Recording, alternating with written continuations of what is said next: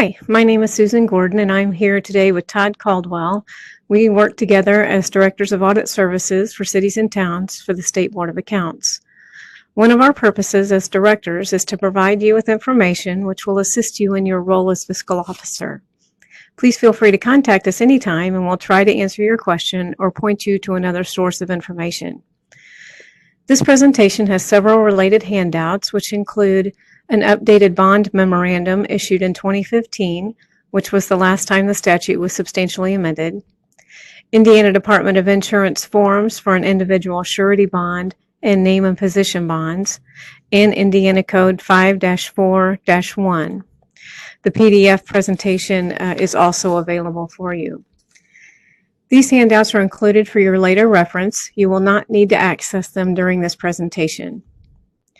Let's start out by discussing who is required to be bonded and how much coverage is required, and then we will get into how that is accomplished and where the bond information is to be filed.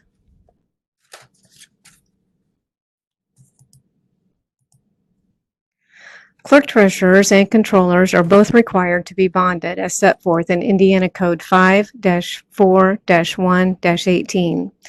The amount should be fixed by council, but the code does provide parameters. The amount of the bond should be $30,000 for each $1 million of receipts during the last complete fiscal year. Total receipts would include receipts from all functions of the city or town, including utilities. Note that the amount of the bond is not required to be greater than $300,000 unless the council so chooses. Other city or town officials are also required to be bonded. Those include city and town judges, city clerks, and other employees directed to file an individual bond by the council. For those individuals, the amount of the bond minimum is set by statute at $15,000. Other persons who are employees or contractors and whose official duties include receiving, processing, depositing, dispersing, or otherwise having access to funds in an amount that exceeds $5,000 per year are also required to be bonded. Examples of these positions would be a utility billing clerk, a park employee who handles receipts, or a police officer who takes in various fees. There are even more positions in a city or town that are required to be bonded that are discussed in separate statutes. For example, redevelopment commissioners, police commissioners, and deputy marshals. But those will be discussed in other training sessions so as not to confuse those requirements with the provisions of 541. Indiana Code 5-4-1-18 requires that these bonds be individual surety bonds unless council decides to authorize a different type of bond. Specifically, council may authorize a blanket bond, name or position schedule bond, or a crime insurance policy. These must be authorized by ordinance. Regardless of which type is chosen, all must be endorsed to include the faithful performance of duty, and each must include aggregate coverage to provide the required coverage amounts we just talked about. The term sufficient aggregate coverage is discussed more fully in the updated bond memorandum. The aggregate liability for a surety or insurer for a policy year is the sum of the amounts specified in the bonds for that policy year. For example, if a clerk treasurer is required to be bonded in the amount of $30,000 and has 4 distinct annual bonds for $30,000, the maximum liability of the insurer will be $30,000 in each of the 4 years.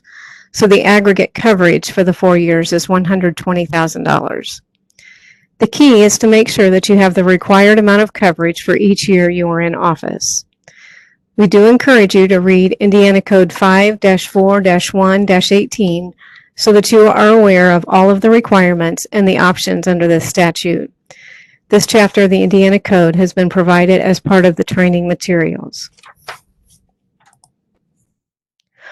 All bonds are to be payable to the state of Indiana. The Indiana Department of Insurance has bond forms that you can review and provide to your agent if needed. Those forms are part of the materials in this section and are available on the Department of Insurance website. If you have any questions about these forms, please contact the Department of Insurance.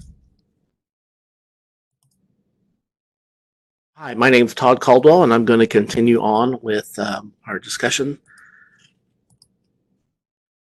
According to Indiana Code 5-4-1-9, an officer required to give an official bond shall give the bond before commencement of his term of office.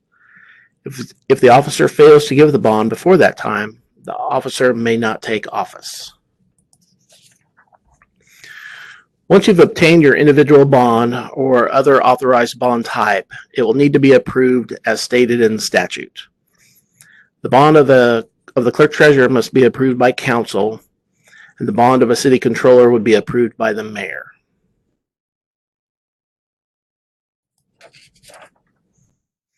After approval, the bond must be filed within 10 days with the county recorder's office. It's also required to be filed with the State Board of Accounts, and that filing will take place when you complete your annual financial report in Gateway, which should be completed by February the 29th, 2020. We're going to have a separate webinar on how to complete the annual financial report, but just to give you a preview, here's how you will file it. We don't want you to send us a hard copy. It has to be filed electronically. So first, take your paper copy and scan it and save that scan to your computer. Next, in the annual financial report Gateway application under core reporting, you'll be able to select upload public official surety bonds. And when you click on this where the arrow is, you're going to see the screen. This will allow you to select the type of bonds, the amount, and the term of the bond for each person required to be bonded. You can upload it to the Gateway system by choosing the file and clicking the upload button.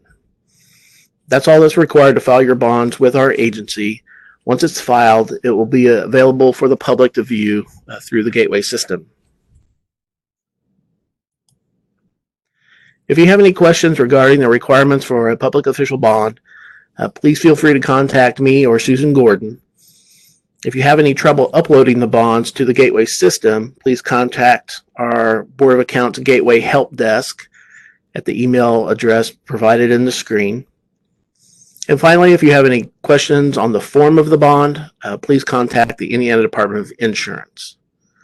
We look forward to working with you. Please feel free to contact us anytime at the email address or the telephone number listed. Thank you.